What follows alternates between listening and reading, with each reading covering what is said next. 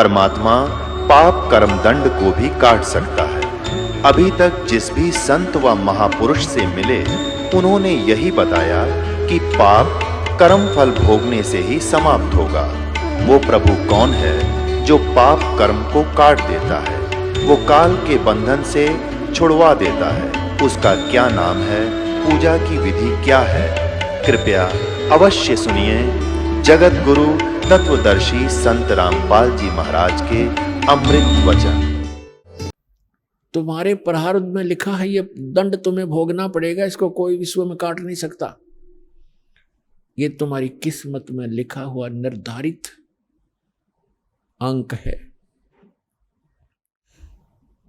लेकिन फिर भी आत्मा को मालूम है कि परमात्मा एक ऐसी शक्ति है कि वो सर्व संकट और सब पापों का नाश अवश्य कर देते हैं। इसलिए परमात्मा की खोज में संतों के पास जाते हैं और संत ही रूप में परमात्मा आते हैं। वैसे तो हमने परमात्मा की परिभाषा गलत सुन रखी है। हम निराकार मानते हैं भगवान को।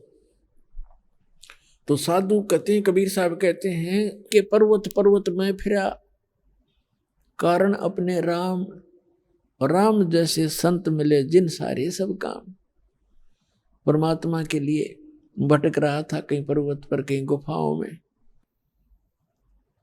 लेकिन कोई संत मिला जिससे वो लाभ हुए जो भगवान दिया करता है।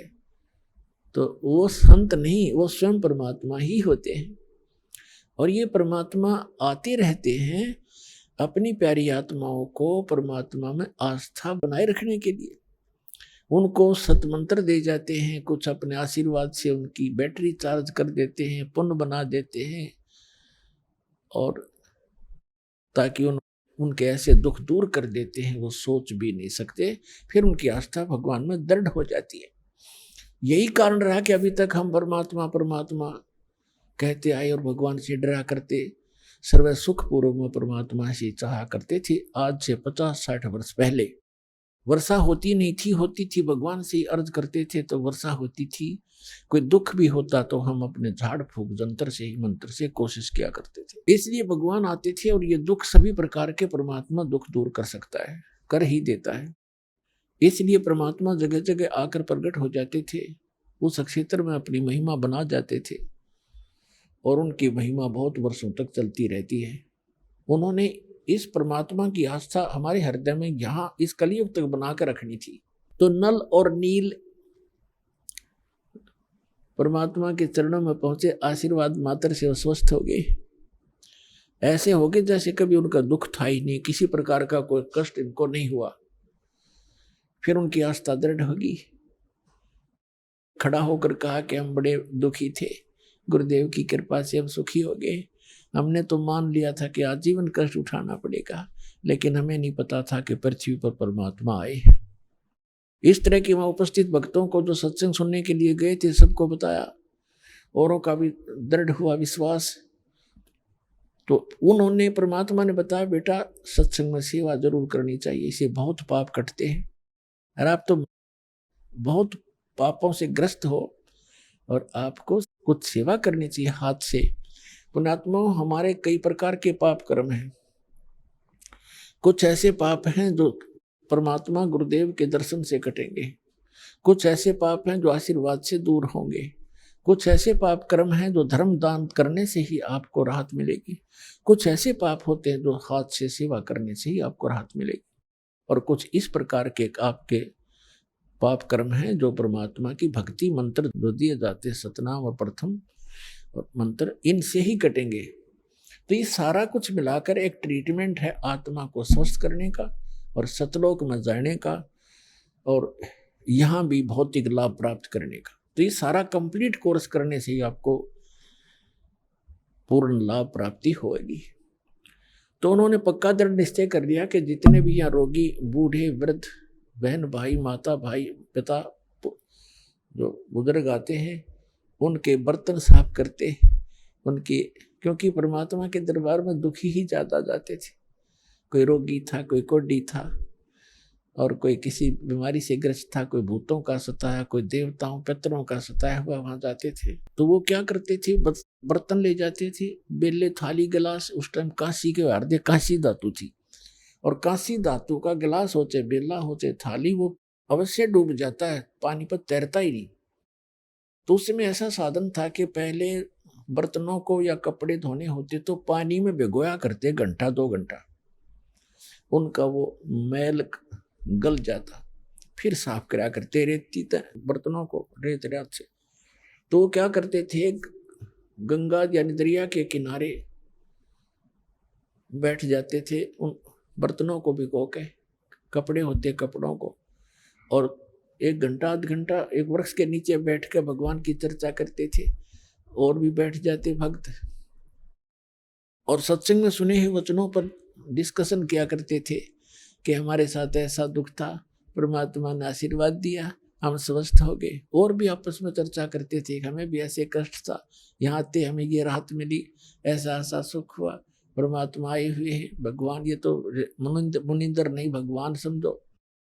इस तरह की चर्चा करते करते वो मस्त हो जाते। उधर से कोई उनका किसी का गिलास, किसी का लोटा, किसी की थाली, किसी का बेला बह जाता, उनको ध्यान नहीं रहता, किसी के कपड़ा, किसी का तौलिया, किसी की धोती, वो बह जाती।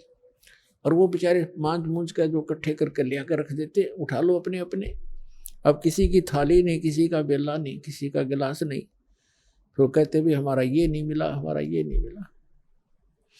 तो कहते जी हम तो जितने ले गए थे उतने ले आए। तो और दूसरे जो भगत जाते थे सेवादार बर्तन साफ करने के लिए, वो बताया करते थे कि ये ध्यान नहीं देते, ये बैठ के गप्पे मारने लग जाते हैं और वो बह जाते हैं, इनको ध्यान नहीं रहता।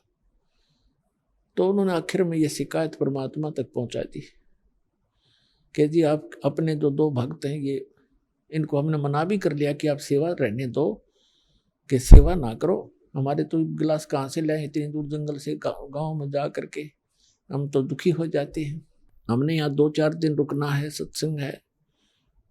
और ये मानते नहीं, रोने लग जाते हैं, कहते हैं आगे ठीक रखेंगे, ध्यान रखेंगे, और परमात्मा जी फिर भी ऐसे ही करते हैं। आप इनसे कहो कि ये हमारी सेवा ना करे, कोई और कर लेगा। उनको ये चिंता होगी कि गुरुजी के पास मेरी कंप्लेंट चलेगी हमारी, और कहीं हमें फिर वो आपत्ति ना आ जाए, गुरुजी रुष्ट हो जाए। चरणों में पड़ गए, बुरी तरह रोने लग गए, कहा भगवान हमारी सेवा ना छीनना, हमारी सेवा ना छीनना दाता, हम बिल्कुल आगे से बिल्कुल ठीक करेंगे, वे बहुत ध्यान रखेंगे। तो भगत कहने लगे जी ऐसे ही कहते हैं, कई बार कह लिया ऐसे ही, अब जाते फिर वैसे ही फिर कर देते हैं। तो परमात्मा ने, वो तो जानी जान थे, कहा बेटा इनको आशीर्वाद दे देता हूँ, इनके हाथ से कोई चीज भी नहीं डूबेगी, लोहे की भी नहीं डूबेगी, पत्थर भी नहीं डूबेंगे, और तुम निश्चिंत रहो, और बेटा करो सेवा। अब नल नील खुश हो गए और सावधानी बरतेंगे। अब उनने पानी का बेला भर के थाली और वो रख दिया दरिया पे, वो न्यू का नो बेला भरा हुआ पानी का, और उसके ऊपर है, जल के ऊपर रखा है, वो हाथ ला दे नीचे जाओ ना तो नहीं जाओ। और दूसरे भक्त देखने लगे, रे सचमुच ये तो गुरु जी का आशीर्वाद से इसके ये डूबता ही नहीं। उन्होंने, दूसरों ने भी कोशिश कर ली, पकड़ कर 2-2, 3-3 उस बेले को बाहर खींचने की, वो थाली को पानी की भरी हुई जो तैर रही थी, उनसे हली नहीं। और वो हथलाओं जब बाहर आ जाए, रखे वही सेट हो जाए। तो इस तरह कई बार पत्थर भी उठा कर उसमें रख कर देखे, वो भी तैरने लग गए, रुक ये नो के नो वहीं पर, आधे डूब जाते थे, आधे रह जाते थे ऊपर।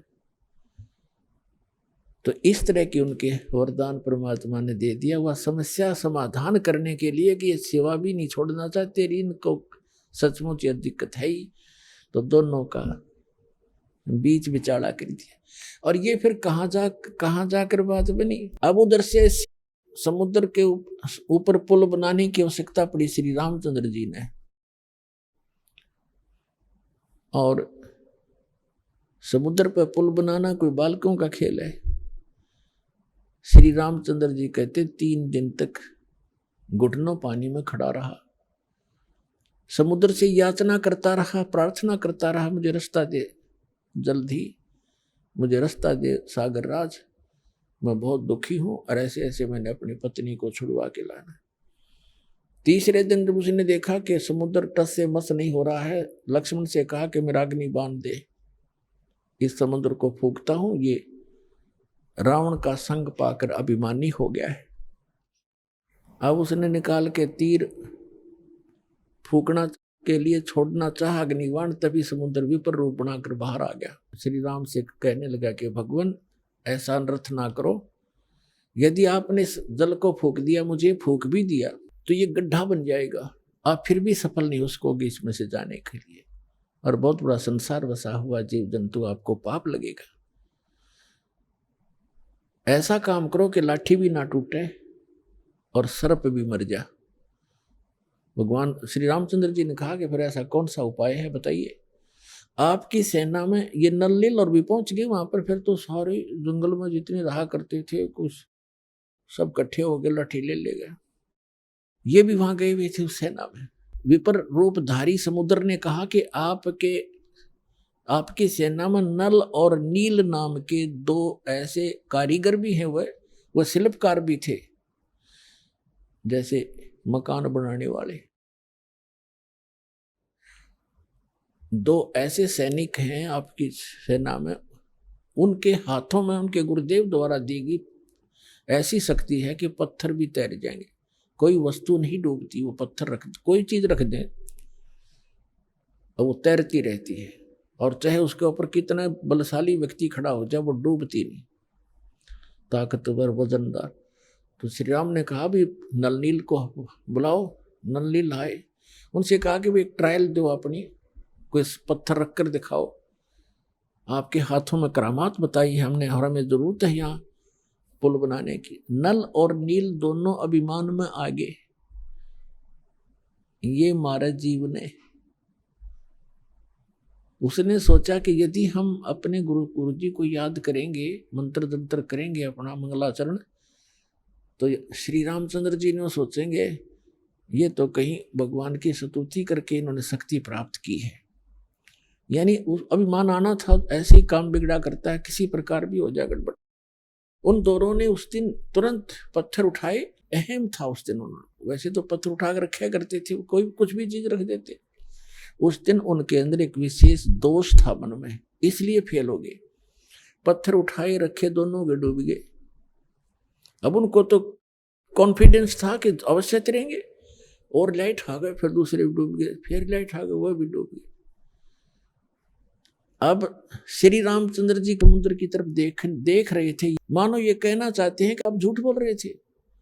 उसी से में उस विपर रूपधारी समुद्र ने कहा कि नल नील, तुमने अपना सतगुरु याद नहीं करे, उनको याद करो।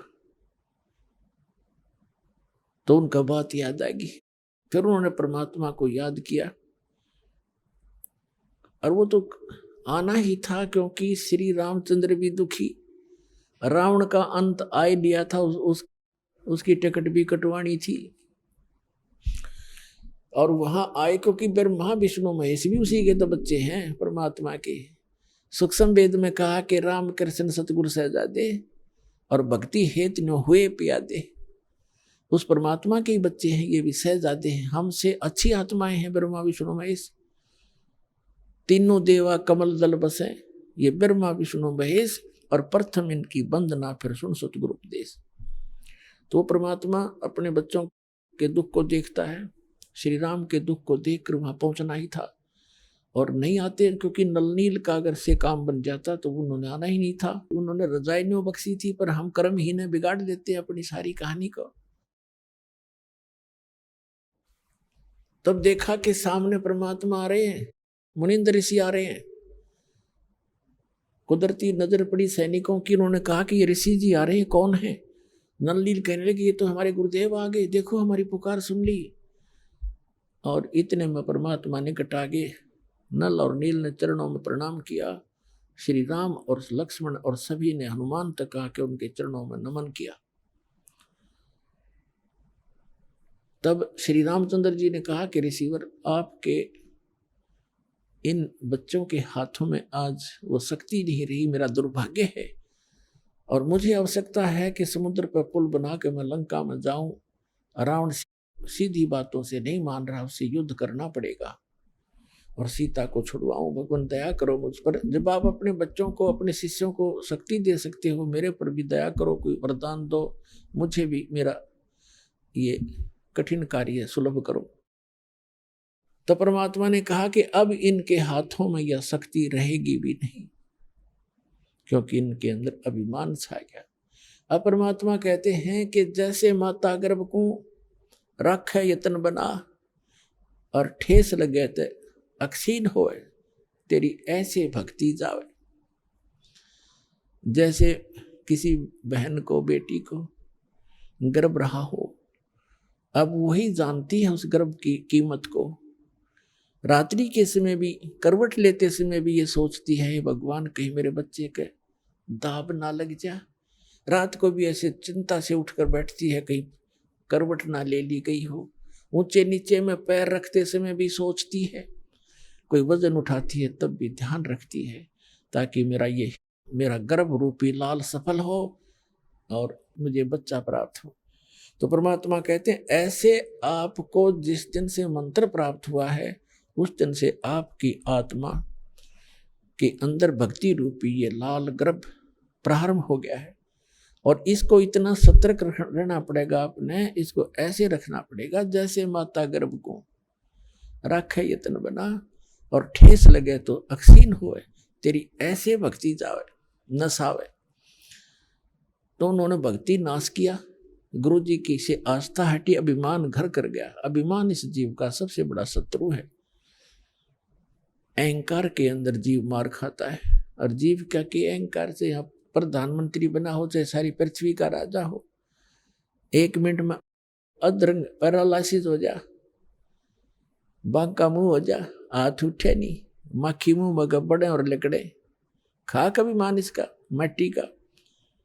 तो हमारे को काल ना अज्ञान से इतना मूर्ख बना दिया कि हम इस मिट्टी का भी मान कर लेते हैं, अपने को सुपीरियर मानने लग जाते हैं। हमारी बुद्धि भ्रष्ट कर रखी इस काल ने। तो श्री रामचंद्र जी ने कहा कि भगवान फिर मेरे ऊपर तो बड़ी आपत्ति आई है, कुछ दया करो, एक पुल बन जाए इस पर, समुद्र के ऊपर। तो परमेश्वर ने कहा क्या वो मेरे साथ साथ। हाथ में एक सोटी ले रखी थी, डोगा जैसे आजकल बूढ़े रखा करें, सोटी वैसे भी रखते हैं, जैसे कोई कुत्ते बिल्ली से बाहर जाते हैं तो रख लेते थे। वो एक सोटी थी, डंडा था, उसके साथ ऐसे लाइन खींच दी रेखा, एक बहुत बड़े पहाड़ के चारों तरफ गए, और कहा कि इस रेखा के अंदर अंदर के पत्थर उठा लीजिए, ये सब हल्के कर दिए हैं, जिससे अपना पुल बनाओ बन जाएगा। अब वो पत्थर उठाए गए, उनकी ट्रायल ली गई, बिल्कुल आसानी से ऊपर तैर जाते हैं। अब नरनील दोनों शिल्पकार भी थे, उन्होंने उनको काट तराश के एक दूसरे में फंसा के भी ऐसे एडजस्ट कर किए उन्होंने। इतना योगदान उनका फिर भी रहा, लेकिन वो परमात्मा कबीर जी की कृपा से मुनिंद्र रूप में आए, भगवान की दया से समुद्र पर वो पुल बनाने में श्री रामचंद्र जी सफल हुए थे। जगत का पेखना पेख्या, धनी का नाम ना लेखा। जगत का पेखना पेख्या, धनी का नाम ना लेखा। उसने ऐसे कर दिया, उसने ऐसे कर दिया, जो करने वाला उसका किसी जिक्र भी नहीं हम करते। तो पुण्यात्माओं, इस प्रश्नों के उत्तर सुनकर वो भक्त इतना प्रभावित हुआ जी, बात तो आपकी सारी नई नई लगे हैं, पर हृदय में जगह बनावे। और कुछ कुछ मुझे आपकी बात में दम लगा। अब पुण्यात्मा हो, प्रथम बार ये पुराना पेंट इतना जबरदस्त हो रहा है आपके हृदय में, पुराना अज्ञान। अब पुराना पेंट कहीं हो रहा हो, नए पेंट ने के जल्दी सी टेकने दे। लेकिन दास के पास वो रेगमार है, कति खुर्च दूंगा और ऐसा कर दूंगा कदे भी ना उतरे आजीवन। परमात्मा कहते 9 मन सूत उलझिया, ऋषि रहे झखमार, और सतगुरु ऐसा सुलझा दे उलझन दूजी बार। इस अध्यात्म मार्ग को परमात्मा कबीर जी की दया से, गुरुदेव जी की रजा से ऐसा सुलझा दिया है, इस कलयुग में नहीं उलझ सकता। को उलझाना चाहोगा तो भी नहीं उलझेगा। ऐसा मक्खन बना के धर दिया, ताक एक मक्खन बना दिया। अपने आत्मा, ये त्रेता युग में परमात्मा की कथा आपको सुनाई, द्वापर युग में परमेश्वर आए और करुणा में नाम से प्रसिद्ध हुए। एक वाल्मीकि था, भिक्षु नाम का वाल्मीकि, और उसकी पत्नी थी गोदावरी, और वो निसंतान थे। उनको परमात्मा ऐसे ही कमल के फूल पर मिले थे, शिशु रूप धार करके। उनके घर पे प्रवेश होने से वो वाल्मीकि कहलाए। अब ये जाति तो हमने अपने हमने बना रखी, भगवान के लिए सब जीव बराबर हैं, एक जैसे। वो तो दृढ़ भक्त अच्छी आत्मा से किसी मजहब जाति धर्म में हो वहीं पहुंच जाते अपने बच्चों के लिए, क्योंकि सारे उसके बच्चे हैं। एक ब्राह्मण था गंगेश्वर, और उसका पुत्र था गणेश, और एक सुदर्शन भक्त था वाल्मीकि जाति में।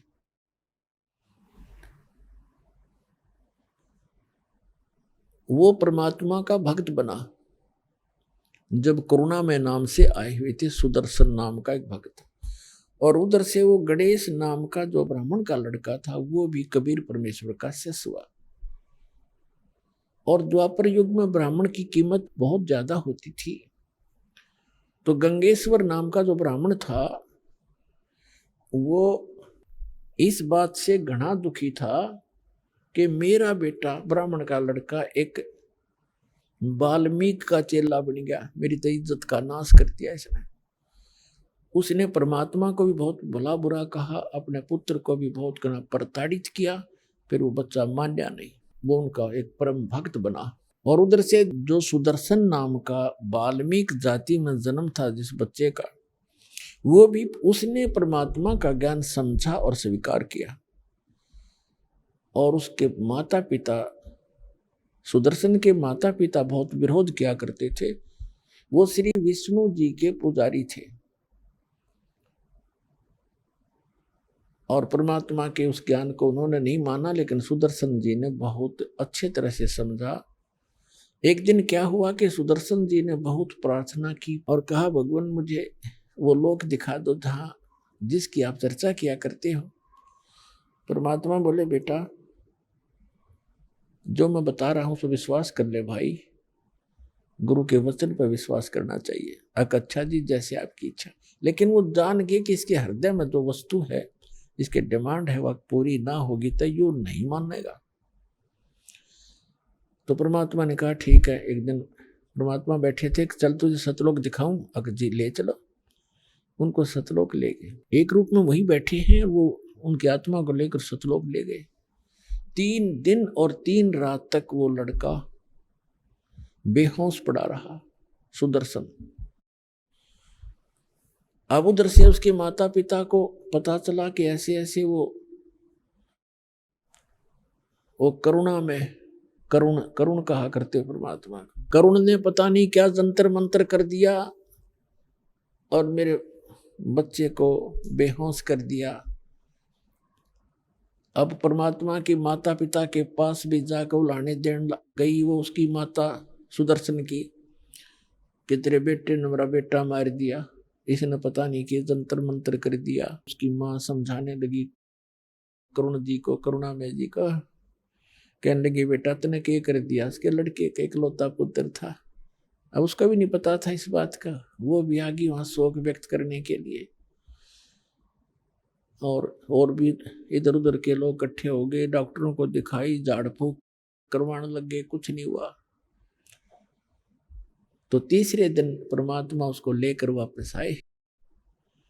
उठते ही कहता है, सारे इकट्ठे हो रहे रिश्तेदार तक, वो करुण कहाँ है, करुण कहाँ है। भगवान, वो तो भगवान है, वो तो परमात्मा है, करुण कहाँ है।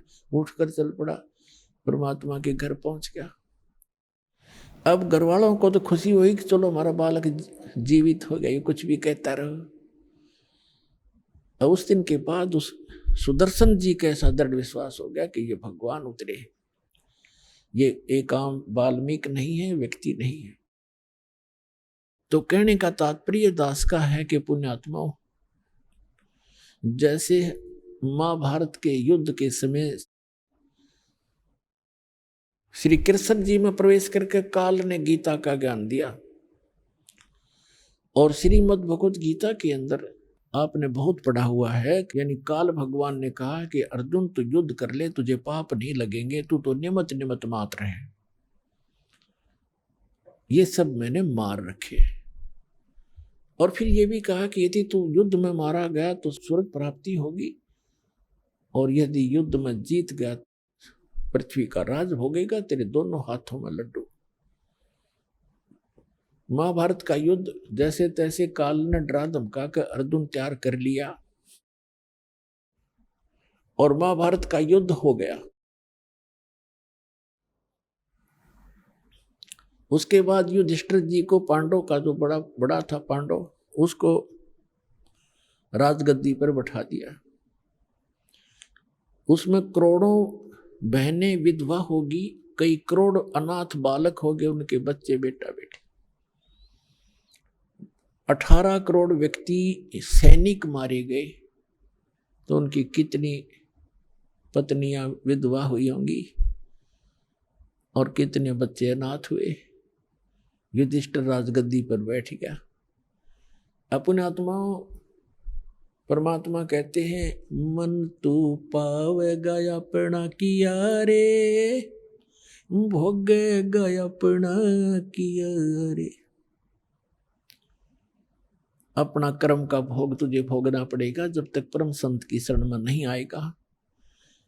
तुम कौन राम का जपते जापम, तात कटे न ये तीनों तापम। तुम कौन भगवान का जाप जपते हो, नाम जपते हो, जिससे तुम्हारे ये 3 ताप भी नाश नहीं हो रहे। 3 ताप के अंतर्गत कौन से आते हैं? जैसे कोई किसी पर जंतर मंत्र कर देता है, कोई किसी को श्राप दे देता है, कोई किसी के घर प्रेत छोड़ देता है, कोई प्रेत आत्मा बाधा करती है, प्रेत बाधाएं हो जाती हैं। ये 3 ताप होते हैं। कहते इन 3 तापों को भी तुम्हारे भगवान नाश नहीं कर सकते। अपना आत्मा उदाहरण देते हैं। कुछ दिनों के बाद के वर्ष के अंदर अंदर ही युधिष्ठिर जी को बहुत बुरे बुरे सौंपन आने लगे। ऐसा लग रहा जैसे उसके घर में सिर कटे हुए व्यक्ति और धड़ धड़ आ रही है, हाहाकार मची हुई है, बहनें चूड़ियां फोड़ रही हैं, विधवा हो गई है, अनाथ बच्चे अपनी माताओं के लिपट कर रो रहे हैं, हमारा पिता कहाँ है, हमारा पिता कहाँ। वो कुछ जवाब नहीं दे पा रही। एकदम भयभीत होकर घबरा कर बैठ जाता है। द्रौपदी ने 1 दिन देखा, 2 दिन देखा, 4 दिन देखा, उनसे प्रार्थना की आप सो जाओ। वो एक बार लेट जाते, तुरंत फिर बैठ जाता, आंखें फटी फटी रहती, राजकाज में कोई रुचि रही नहीं। द्रौपदी ने उन 4 पांडवों से कहा कि आपके भैया के ऊपर कोई आपत्ति है, कोई राज की समस्या है, तुम पूछिएगा। उन 4 ने प्रार्थना की कि भैया आपको कोई ऐसी समस्या है तो हमें भी साथ लो। कहते हैं अपने मन का दुख बताने से बट जाता है, कुछ बताओ क्या कहानी है। उन्होंने बड़ी मुश्किल से बताया कि मुझे ऐसे ऐसे भयंकर सौपन आते हैं। अब श्री कृष्ण जी उनके धार्मिक गुरु थे, जिसमें महाभारत का युद्ध कराया उस समय इसके अंदर काल प्रवेश था, और वो अपना करवा के नाश निकल गया। इसने कहा कि गीता अध्याय नंबर 4 के श्लोक नंबर 9 में कि मेरे कर्म और जन्म अलौकिक है। विष्णु पुराण के अंदर 2 ऐसी कथाएं हैं कि एक समय असुरों का और सुरों का, देवताओं और राक्षसों का युद्ध हो गया। देवता भागे राक्षसों से डर के बहुत जंगल में जाकर किधर समुद्र के किनारे बैठ के तपस्या की। भगवान विष्णु की युगकाल आ गया विष्णु रूप में, और कहा ठीक है तो आप ऐसे करो, एक पुरंजय नाम का क्षत्रिय राजा है, उसको तैयार करो तुम युद्ध के लिए। और मैं, इसने कहा मैं उसमें प्रवेश करके और सब राक्षसों का नाश कर दूंगा। तुम उन राक्षसों को ललकारो जाकर युद्ध के लिए, और पुरंजय को प्रसन्न करो, आपके साथ खड़ा खड़ा हो जाए वहां पर, उसके अंदर मैं प्रवेश करके उनको मार डालूंगा। अब देखिएगा, यह है श्री विष्णु पुराण, गीता प्रेस गोरखपुर से प्रकाशित है, सचित्र हिंदी अनुवाद सहित गीता प्रेस गोरखपुर से प्रकाशित। इसके कौन है संपादक?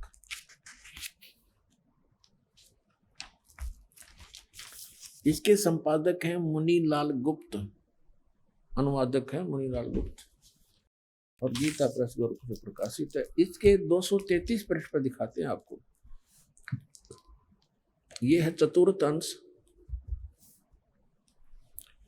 और 233 पृष्ठ पे चतुर्थ अंश के अध्याय नंबर 2 के हम यहां आ जाते हैं। पूर्व काल में त्रेता युग में एक बार अति भीषण देव असुर संग्राम हुआ। उसमें महाबलवान दैत्यगण से पराजित हुए हार के देवताओं ने भगवान विष्णु की आराधना की। तब आदि अनंत शून्य अशेष जगत प्रतिपालक श्री नारायण ने देवताओं से प्रसन्न होकर कहा, आप लोगों का जो कुछ भी अभिष्ट है वह मैंने जान लिया है। तुम जो चाहते हो उसके विषय में यह बात सुनिए। राजऋषि ससाद का जो पुरंजय नामक पुत्र है, उस अक्षत्रिय श्रेष्ठ के शरीर में मैं अंश मात्र से स्वयं अवतीर्ण होकर उन संपूर्ण दैत्यों का नाश करूंगा। अतः तुम लोग पुरंजय को दैत्यों के वध के लिए तैयार करो। अब इसका क्या अर्थ है कि देवताओं ने पुरंजय को, ससाद के पुत्र पुरंजय को तैयार कर लिया, उसमें काल प्रवेश कर गया और उसने राक्षसों को मार डाला, भगा दिया, देवताओं की विजय करा दी। अब और दिखाता हूं। एक बार नाग कुल के व्यक्तियों को और गंधर्व कुल के व्यक्तियों ने लूट लिया, उनको मार पीट कर भगा दिया, उनका खजाने लूट लिए। तो फिर वो नाग कुल के व्यक्ति करने लगे प्रार्थना भगवान की। वहां पर भी ये प्रकट हो गया और उनसे कहा, इस काल ने विष्णु रूप धारण करके आ गया यू, और कहा कि तुम पुरुकुत्स नामक अक्षत्रिय को अपने साथ मिलाओ, उसके अंदर प्रवेश करके मैं गंधर्वों का नाश कर दूंगा। ऐसा ही किया। देखिएगा ये चतुर्थ अंश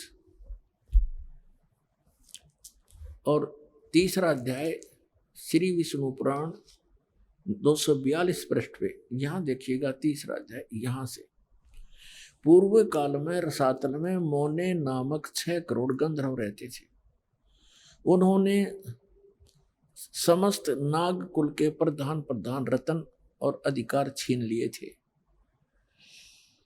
गंधर्व के पराक्रम से अपमानित उन नागेश्वरों द्वारा स्तुति किए जाने पर, उनके श्रवण करने से जिनकी विकसित कमल सदृश आंखें खुल गई हैं, निंद्रा के अंत में जागे हुए उन जलशाही भगवान सर्वदेवेश्वर को प्रणाम कर उनसे नागगणों ने कहा, भगवान इन गंधर्वों से उत्पन्न हुआ हमारा भय किस प्रकार शांत होगा।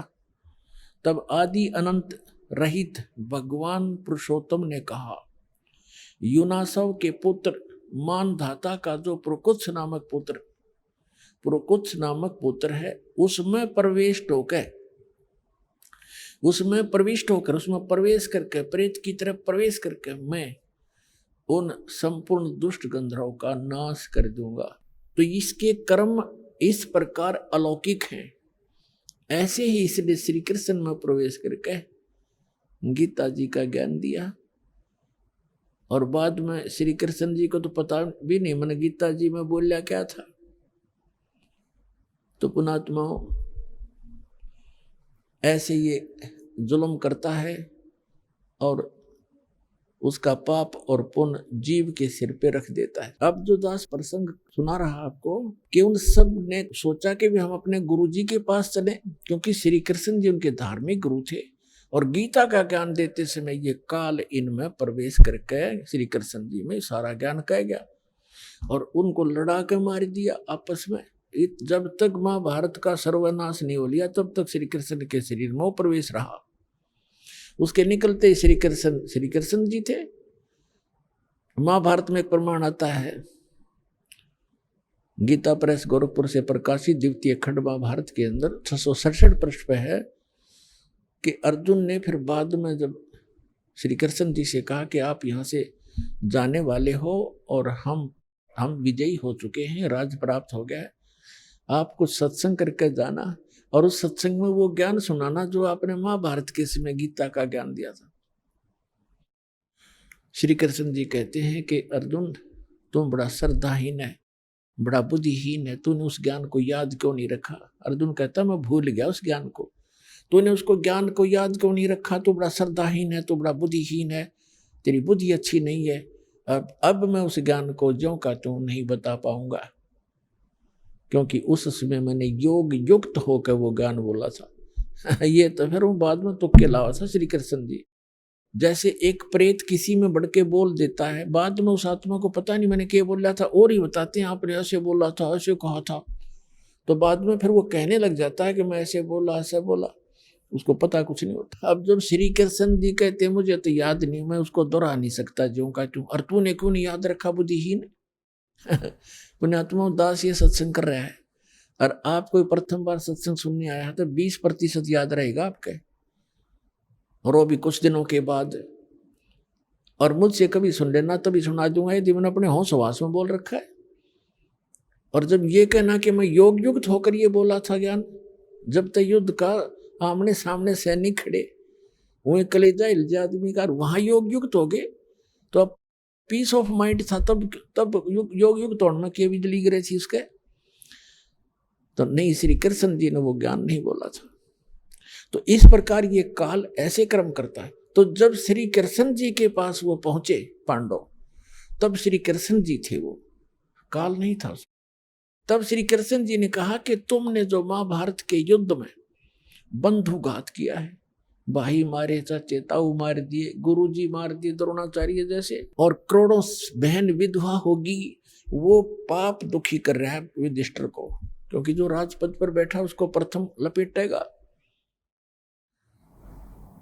तो फिर पांडवों ने कहा कि भगवान इसका कोई समाधान भी बताओ, आपत्ति तो आ गई है। ये 3 ताप के अंतर्गत आता है कि वो आत्माएं सता रही है, इसको प्रेत आत्माएं सता रही है। श्री कृष्ण जी से फिर उन्होंने पूछा इसका समाधान बताइए। श्री कृष्ण जी ने कहा कि आप एक अश्वमेध यज्ञ करो और उसमें पृथ्वी के सभी, क्योंकि उस समय सभी भक्त होते थे, भक्ति अवश्य करते थे, बच्चे से लेकर बूढ़े तक, चाहे किसी जाति मजहब धर्म का क्यों ना हो, जैसा भी, क्योंकि वैसे पुण्यकर्मी प्राणी जन्मते हैं त्रेता द्वापर सतयुग में, कलयुग में आकर के बिजली गिरती है ये। और कहा कि स्वर्ग लोक के देवताओं को भी आमंत्रित करो, इन सबको बुलाकर और धर्म यज्ञ करोगे तब तुम्हारा समाधान होगा। इस यज्ञ के अंदर सभी महापुरुषों को खाना खिलाओ, स्वर्गलोक के देवताओं तक, ऋषियों को, महापुरुषों को, संतों को, भक्तों को, रिश्तेदारों को, बहनों को, सबको बुलाओ। और फिर यज्ञ की सफलता का एक चिन्ह बताया कि एक सुसज्जित स्टेज बना के, अलग से एक स्थान बना करके, एक मेज, और उसके ऊपर एक 5 मुख का शंख रखा जाएगा। और जब सभी भोजन कर लेंगे, अतिथि और संत महात्मा, साधु संत, देव ऋषि, उसके बाद यदि यज्ञ आपकी सफल होएगी तो वो शंख अपने आप आवाज करेगा बगैर मुख लगाए, और यदि शंख नहीं बजा तो समझ लेना आपकी यज्ञ संपूर्ण हुई नहीं, आपका दुख निवारण नहीं होगा। अपने आत्माओं, अर्जुन तो भुगत भोगी था, गीता का ज्ञान कानों से सुन रहा था, और नैया बात तो उसका याद थी कि तुमने कोई पाप नहीं लगेगा, इस बात पर तड़ ही रहा था। वो सोचा था किसी तरह टल जा, बोला उस युद्ध करना चाहे नहीं था, यहाँ तक कह दिया था कि हम भिक्षा का अन्न मांग के खा लेंगे, पर हम ये जुल्म नहीं करेंगे। लेकिन फिर इसी दुख से तो दुखी था कि पाप लगेंगे, और पाप का समाधान उसमें सबसे पहले कर दिया कि तुझे पाप नहीं लगेंगे, मन न मार रखे तो युद्ध कर ले। अब जब उसने ये सुना कि तुम्हारे को वो पाप दुखी कर रहे हैं जो तुमने महाभारत में हत्याएं की है, अब अर्जुन के मन में वह बात घनी खटक गई, लेकिन उसको अंदर ही समा गया, अंदर ही वो घूंट पी गया अपने, कि यदि मैं आज चर्चा कर दूंगा भगवान श्री कृष्ण से कि आप जी जब गीता ज्ञान सुना रहे थे तब तो ये कह रहे थे, अब ये पाप कहां से आ गया हमारे ऊपर। तो मेरा भाई जो है ऐसे स्वभाव का है, ये ना सोच बैठे कि मेरे इस समाधान में, संकट निवारण में करोड़ों रुपये लगेंगे, क्योंकि 88,000 ऋषि, 33 करोड़ देवता, 12 करोड़ ब्राह्मण, 56 करोड़ यादव और ना जाने कितने आम जनता व भोजन करने के लिए आमंत्रित करनी थी, और उनके भोजन में कितना खर्च होना था, बहुत गना। तो अर्जुन ने सोचा कि भाई ये ना सोच बैठे कि अर्जुन मेरा समाधान नहीं चाहता है, और इस खर्चे से डर के भगवान के कृष्ण जी के साथ वाद विवाद इसलिए कर रहा है, और ये ऐसे स्वभाव का व्यक्ति है जब इसके मन में ये आगी बात युधिष्ठिर के, ये मर जाएगा पर समाधान नहीं कराएगा। अर्जुन ने इस बात को समझकर अपने अंदर वह सब्र की घूंट पी और चुप रहा। श्री कृष्ण जी से कहा कि आप चिट्ठी और स्थान निहित कर दो, हम अपना निमंत्रण देने जाएं। ऐसे ही हुआ, भगवान श्री कृष्ण जी ने तिथि और स्थान निर्धारित कर दिया। उसके लिए सभी की सेवा लगाएगी, आप इधर निमंत्रण दे के आइए, आप इधर जाइए। इधर काशी शहर की तरफ भीमसेन का नंबर था, उसकी ड्यूटी सेवा थी निमंत्रण देने की, और काशी शहर के बाहर साइड में ही परमात्मा का वो प्यारी आत्मा सुदर्शन रहा करता कुटिया में, और वहीं साथ में ही परमात्मा का दूसरे थोड़ी सी दूरी पर उनका अपना घर झोंपड़ी थी। तो ऐसे निमंत्रण देते देते भीम पहुंच गया उस सुदर्शन जी की कुटिया में। सुदर्शन जी काफी प्रसिद्ध हो रहे थे उस समय संत साधु के रूप में, आसपास भी अच्छे आत्मा है, भगत हैं। तो सुदर्शन जी से कहा कि महाराज मैं राजा युधिष्ठिर का भाई भीम हूं, और हमने एक यज्ञ का अनुष्ठान किया है, धर्म यज्ञ, आप आइएगा, आपको निमंत्रण देने आया हूं। तो सुदर्शन जी ने को पता ही था, क्योंकि वो ज्ञान से परिचित था। उसने कहा कि भीमसेन, तुम्हारे घर पे जो खाना खाएगा उसका भी सर्वनाश हो जाएगा।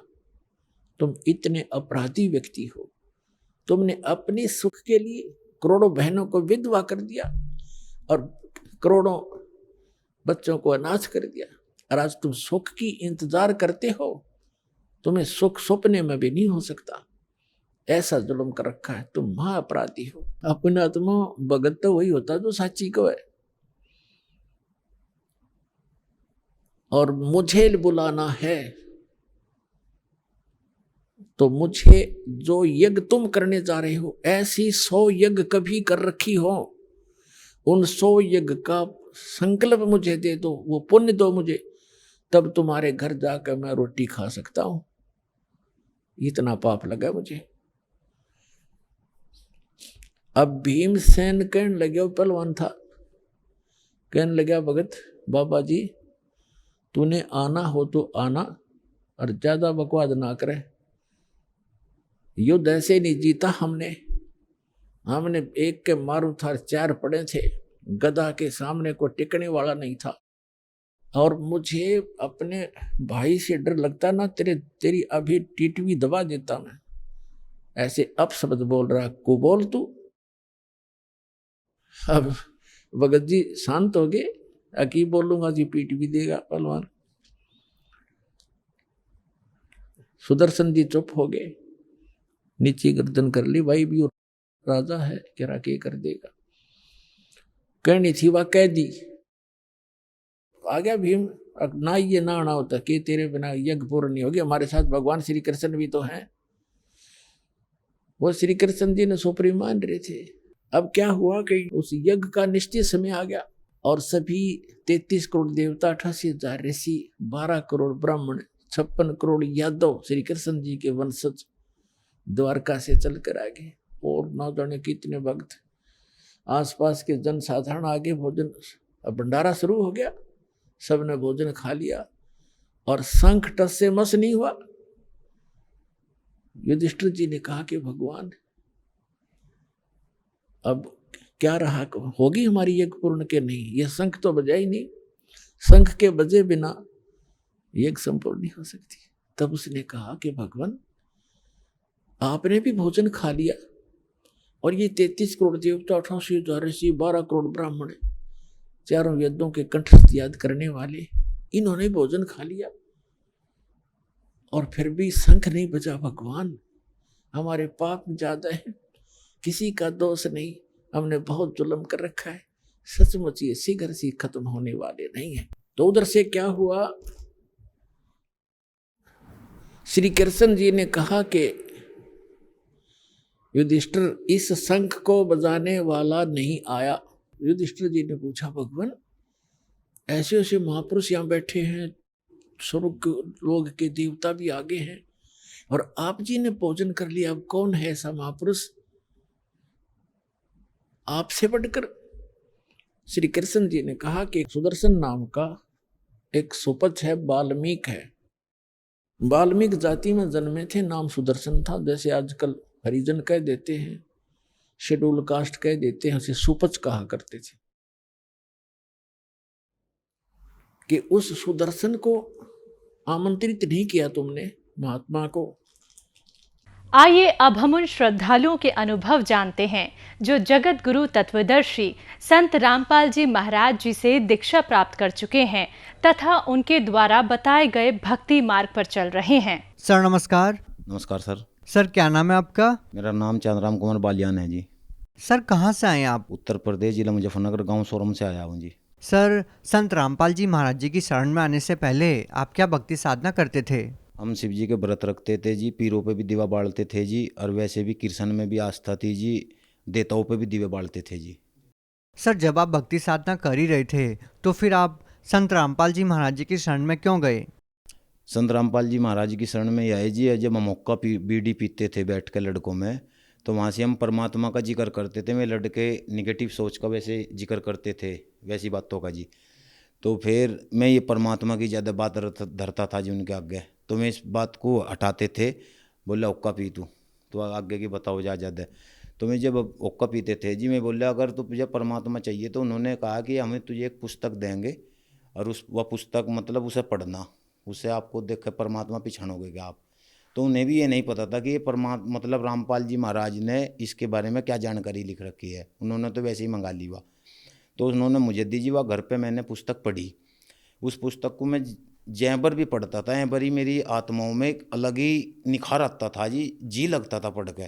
पर उस पुस्तक को मैं भगतमती को दिखाऊँ था, क्योंकि ये सत्संग के माध्यम की पुस्तक थी। और सत्संग मैंने राधा उसका धन सतगुरु का जो सुन रखा था, गांव में भी राम चर्चा होती थी, उस राम चर्चा में जो लड़के जिक्र करते थे भाई औरतों के बारे में कि वहाँ आलू नुड़वाते हैं धन वाले, वो करवाते हैं, तो उस वजह से मैं भगतमती से लुकाऊँ था कदी से पता लग जाए इस सत्संग का और ये भी चली जा। तो वह मुझे कहती थी कि नहीं जी, बार बार इस पुस्तक में ये लिख रहा है कि आइए आइए रामपाल जी महाराज की शरण में आइए और अपना कल्याण कराइए। तो मैं कहने लगा नहीं नहीं ऐसी कोई बात नहीं, ये वैसे लिख दें सब। तो मैं अलग लुक के पढ़ता था जी उस पुस्तक को, वो रजा थी रामपाल जी महाराज की। तो जी जब मैं लुक के पढ़ता था उस पुस्तक को, तो भगतमती ने भी पढ़ी हुआ, तो उन्होंने कहा नहीं जी बुला रहे, इसमें बार बार पुस्तक में लिख रहा कि आइए आइए रामपाल जी महाराज की शरण में आइए और अपना कल्याण कराइए जाओ। तो मैंने कहा मगर नहीं ऐसी बात नहीं। तो मैं जी जून के महीने में आश्रम में चला गया, भगतमती को कुछ नहीं पता। तो वहाँ जाकर जो गेट में मैं बैठा अंदर, तो उन्होंने भगत जी बैठे थे गेट पे, उन्होंने कहा कि लगा आप नाम लोगे? मगर जी हम नाम नहीं लेने गए। तो हमने खाना खाया जी, हाथ मुंह धोए तो गुरुजी आशीर्वाद दे रहे थे। हाँ जी, संत रामपाल जी महाराज आशीर्वाद दे रहे थे। तो हम आशीर्वाद, गुरुजी का मुंह फिर रहा था जब आशीर्वाद दे रहे थे, तो आशीर्वाद देते थे, फिर गुरुजी का मुंह फिर रहा था, हमने देखे तो हम दिन के दिन ही गाँव में आ गए जी। फिर तो 2013 के नवंबर के महीने में हमने फिर जाकर नाम लिया जी। आपने संत रामपाल जी महाराज जी से नाम दीक्षा ली, तो हम आपसे ये जानना चाहेंगे कि जब आपने संत रामपाल जी महाराज जी द्वारा लिखित पुस्तक पढ़ी, तो उस पुस्तक में आपको ऐसी कौन सी बातें लगी जिन बातों ने आपको प्रभावित किया, जिससे आपको विश्वास हुआ कि संत रामपाल जी महाराज जी पूर्ण संत हैं और आपको इनके द्वारा दी गई भक्ति साधना करने से ही लाभ मिलेगा? बस पुस्तक को पढ़ गए जी, खिंचाव बना। उस पुस्तक के अंदर ऐसी ऐसी परमात्मा की वाणी लिख रही थी, कबीर साहब की, रामपाल जी महाराज की ऐसी ऐसी वाणी उन्होंने लिख रखी थी, जिससे पढ़ पढ़ के अपने आप को ही हमारा खिंचाव बना उस पुस्तक के अंदर। उस पुस्तक के अंदर जो वाणी थी, कबीर साहब का भी फोटो था, तो आपको एक खिंचाव बनता गया जी। उस खिंचाव के कारण ही हम शरण में गए जी। सर, संत रामपाल जी महाराज जी अपने अनुयायियों को बहुत सारे लाभ देते हैं, ये उनके अनुयायियों का दावा है। क्या आपको भी संत रामपाल जी महाराज से नाम दीक्षा लेने के बाद कोई लाभ मिला? हाँ जी, संत रामपाल जी महाराज से हमें नाम लेने के बाद, दीक्षा लेने के बाद बहुत लाभ मिले जी। एक बार हमारे घर में मतलब उसमें ज्योति लगाई थी जी हमने। उस ज्योति में जो हमने दंडवत की, तो वहाँ से 2000 रुपये रख रखे थे हमने ज्योति के लिए जी। तो वहाँ से ज्योति के लिए 2000 रुपये रखे थे जी। तो 5-7 दिन बाद जी मैंने अपनी जेब में तब 10,000 रुपये निकाल के वहाँ पर रखे। मैं कहा जी जरूरत पड़ेगी जब उठा लूँगा। तो वहाँ से मुझे 5500 रुपये, उस 2000 से अलग 5500 रुपये और धरे मिले जी। तो मैंने भगतमती को बताया, उसे विश्वास नहीं आया जी। तो फिर भगतमती ने 1-2 जगह और बताया, मैं बोले कह लगा तुम धर का भूल गए होंगे। मैं कह लगे वो तो हमें पता जी, हम धर का भूल या नहीं भूल, क्यों इतने बड़े तो हम सेठ नहीं जो दर दर भूल लेंगे पैसों को। एक हमारे 12 का ट्रॉली खड़ी करता था जी। जब ट्रॉली खड़ी करता था, हम बड़े परेशान थे। हमारे पापा ने कानूनी कार्रवाई भी करी, उस कार्रवाई से भी वो ट्रॉली नहीं हटा रहा था। वैसे भी वो सरकारी मतलब नौकरी पर था, रिटायर होकर घर पाया हुआ था, इसलिए वो हमें मतलब परेशानी ज़्यादा दे रहा था। हमने संत रामपाल जी महाराज का प्रार्थना लगाई, उस प्रार्थना से ही रामपाल जी महाराज की प्रार्थना से ही वह ट्रॉली आज वहाँ खड़ी नहीं होती, वो एकदम हटा के ले गया। मैं ज्योति लगाई, ज्योति लगा कर मैं दंडवत की, तो दंडवत करते ही जो मुझे खड़का सुना लोहे का, तो वहाँ से वह ट्रॉली मुझे खड़ी नहीं मिली जी। तुरंत एकदम हटा के ले गया। मैं नीचे आने के देखा तो वहाँ ट्रॉली नहीं, आज तक वो ट्रॉली नहीं हटता जी। हमारी तरफ को बहुत प्रेम भाव से लखता है आज वो। एक लाभ हो रहा है जी, हमारी गाय बहुत बीमार हो गई थी। उस गाय के लिए डॉक्टर ने कह दिया बस इसका सर्राया बचने की नहीं। मन ने कहा मैं भाई डॉक्टर साहब दवाई देखो, बोला नहीं बचने की नहीं। तो जी इन्होंने सोचा, पड़ोसियों ने कह लगा इन्हें देवी देवताओं की भक्ति छोड़ दी और इसे नतीजा मिल रहा, क्योंकि भक्ति छोड़ देते हैं जो मतलब देवी देवताओं की पूजा छोड़ दें तो उन्हें परेशानी बने जी जगत वालों को, क्यों देवी देवता उन्हें तंग करें। तो उन्हें इसी सोचते उन्होंने सोचा था भाई इन्हें भक्ति छोड़ दी, इसे परेशानी बन दी। तो जी हमें कोई परेशानी नहीं थी। परमात्मा ने तीसरे दिन वह गाय संत रामपाल जी महाराज ने तीसरे दिन वह गाय आपको ही खड़ी कर दी थी। और एक लाभ ये है जी, एक बच्चे के हर्निया का रोग था, मतलब आंत बढ़ जाती है जी, तो वह बिना ऑपरेशन के ठीक नहीं होता जी बिल्कुल भी। तो हमने रामपाल जी महाराज के पास प्रार्थना लगाई, उस प्रार्थना का आदेश बताया भाई ज्योतिया पाठ का संकल्प करो। आज वो हर्निया का रोग अपने आप को ही ठीक है जी, कोई बिना ऑपरेशन के बिना दवाइयों के। एक लड़के के सांस की नली में एलर्जी थी जी, वो जब भी उससे उठता था लत्ते से बाहर जाता था छींकता रहता था। तो हमने डॉक्टर को दिखाया, उसने कहा भाई एलर्जी है। मगर जी इसका इलाज, बोले इसका कोई इलाज नहीं है, प्रदूषण है, इसे उत्तराखंड ले जाओ तो अपने आप ठीक हो जाएगा। हाँ नहीं, इलाज ठीक नहीं होने का। तो हमें बड़ी चिंता हुई जी, हमने रामपाल जी महाराज के पास प्रार्थना लगाई, उस प्रार्थना का आदेश बताया भाई ज्योतिया पाठ का संकल्प करो, रामपाल जी महाराज दया करेंगे। तो जी वो लड़के की भगतमती को सपने में 2 दवाई दिखी, यानी किसी ने 2 दवाई दी, तो उसने मुझे कहा 2 दवाई दी होगा काम, सपने में बोल रही वह। अब मुझे उसकी आवाज़ सुन रही, मैं जाग रहा था कि वो लड़का सांस खींच खींच कर ले रहा था जी। तो हम अगले दिन डॉक्टर के पास गए, उस डॉक्टर ने 2 ही दवाई दी और आज वो लड़के का धीरे धीरे उसकी सांस की नली पर तो सोई उतरेगी जी। आज वो लड़का बिल्कुल नॉर्मल है। यानी सांस की मतलब यह बीमारी ऐसी होती है जी, या ठीक नहीं होती, ये दम्मे का असर हो जाता है जी। एक लाभ हो रहा है जी, जब मैं रामपाल जी महाराज से नाम दीक्षा ली तो मैं घर पाया तो मैं हमारी मम्मी जी के पित्तर का बहुत तगड़ा असर था जी। वह माड़ी माड़ी बार में बेहोश हो जाती थी, माड़ी माड़ी बार में जबड़ी भींच लेती थी, घर में कोई खुशी होती थी जब भी वह परेशान होती थी। हमारे पापा गैल भी लड़ पड़ती थी, मेरी डब को भी लड़ती थी। तो जी जो रामपाल जी महाराज से अमृत जल प्रसाद के रूप में मिलता है वो उसके मुंह में 2 ढक्कन डाला, हमें आज तक कोई परेशानी नहीं, उसका सारा ये रोग खत्म हो गया हमारी मम्मी का। सर मैं एक लाभ आपको और बताता हूँ, हम हुक्का बीड़ी बहुत पीते थे। हुक्का तो हम बहुत चाह कर पी कर थे जी, हमारे हाथ भी पेड़े लाल हो जाते जी हुक्का पी पी के। हमारे बाबा भी पिया करता, मैं भाई तुम हुक्का तो भरा करोगे, हुक्का पियो। और कहता था भाई बुराइयों से बचो, और हम हुक्का पियाते थे। तो जी सर हुक्का जब हम रामपाल जी महाराज की शरण में गए, जब से आज तक हम हुक्का तो हुक्का, हम बीड़ी का हाथ भी नहीं लगाते जी, हमारे बच्चे भी हाथ नहीं लगाते, उन्होंने नाम दीक्षा ले रखी। सर संत रामपाल जी महाराज जी ने आपको इतने सारे लाभ दिए, तो आप भगत समाज को क्या संदेश देना चाहते हैं? हम भगत समाज को ये संदेश देना चाहते हैं जी कि ये सौदा ये उस समय बार बार नहीं आता जब हम हुक्का बीड़ी पीते थे और हम तोड़ देते थे बीड़ियों को कि हम हाथ नहीं लगाने के इसके आज के बाद। और तीसरे दिन ऐसी बेचैनी होती थी, कुड़कुड़ाहट होता था शरीर में, उसके बिना रहा नहीं जाता था। सोचते थे आज एक बीड़ी तो पी लेते हैं, कल को नहीं पीने के। फिर हम लाइन पर लग जाते थे, फिर मंडल जेब में गिर लेते थे, फिर हुक्का पीते थे, फिर तोड़ देते थे, पर हमारी वह बीड़ी छूट नहीं पाती थी। हम सौंप भी खाते थे मगर बीड़ी छूट जा, फिर भी नहीं छूट पाती थी। एक गुरु भी बना रखा था गांव में हमने, बूढ़ा बुजुर्ग थे वे भी सिद्धि पिद्धि थी थोड़ी उन पर, तो उन्होंने हमें लाइन पर लगाई, भाई अब मंत्र पढ़ करो, ये मंत्र पढ़ करो। तो उनसे भी हमने कहा बाबा बीड़ी नहीं छूटती, कह लगा थोड़ी थोड़ी तो पियो जा करो, कोई दिक्कत नहीं है। तो हम कहते थे उन्हें बुजुर्ग तो जो हमने गुरु बनाए थे, तो उन्हें हम कहते थे मगर बाबा परमात्मा ऐसा होना चाहिए जैसा हमारा युवा शरीर है, हम सदा ऐसे ही होने चाहिए, हम कभी मरा ना। तो उन्होंने कहता यहाँ तो मरना पड़ेगा भाई, बूढ़े भी होना पड़ेगा। तो मगर परमात्मा कैसा है? बोला परमात्मा मिलने का नहीं, मगर और बोला वो तो निराकार है। तो फिर हम नुई फिर पीछे हट जाते थे जी। चाह बढ़ती थी परमात्मा के बारे में, तो शांति नहीं मिलती थी उनके पास थे, मतलब कुछ जो हम प्यास से जाते थे मगर भाई कुछ पकड़ करें वहाँ से, तो वहाँ से हमें कोई ऐसी उम्मीद नहीं थी मिलती जहाँ से हमें संतुष्टि देवें। रामपाल जी महाराज के पास आकर हमें वे शांति मिली, संतुष्टि मिली, और वो पूर्ण गुरु मिला जिससे हमें सारे दुख दूर हुए। कैंसर सार के भयंकर दुख दूर हो लग रहे, एक्सीडेंट तक बंद हो गए होने, परमात्मा की शरण में आए थे। आप भगत समाज को क्या संदेश देना चाहते हैं? भगत समाज को हम ये संदेश देना चाहते हैं कि ये समय बार बार नहीं आने का। आइए संत रामपाल जी महाराज की शरण में आ जाओ, ये समय बहुत बढ़िया चल रहा है, सतयुग जैसा माहौल आने लग रहा है।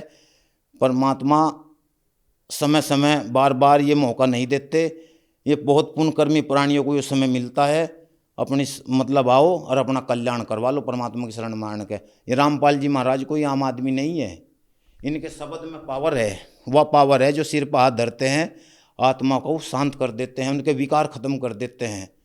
सर जो लोग संत रामपाल जी महाराज जी से नाम दीक्षा लेना चाहते हैं वो उनसे नाम दीक्षा कैसे प्राप्त कर सकते हैं?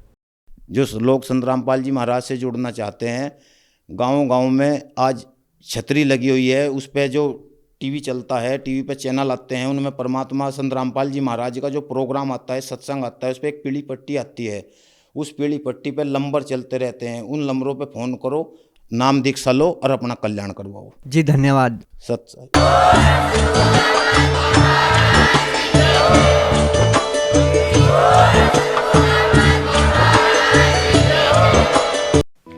आप सुन रहे थे जगत गुरु तत्वदर्शी संत रामपाल जी महाराज के मंगल प्रवचन। अधिक जानकारी के लिए संपर्क करें।